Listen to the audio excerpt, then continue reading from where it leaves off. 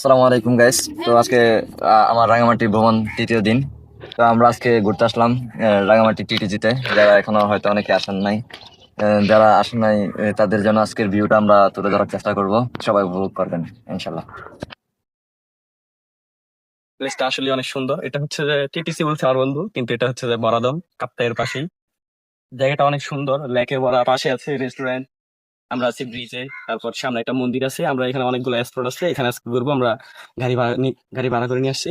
এই যে তো এখানে আসার পর একটা আমাদের যে অনুভূতি কাজ করতেছে, এই যে এদিক দিয়ে যে লেকটা আছে, লেকে যদি আমরা বন্ধু বান্ধব সবাই মিলে যদি ঝাঁপ দিতে পারতাম পানিতে, তাহলে হয়তো আমাদের আরো একটু বেশি ভালো লাগতো।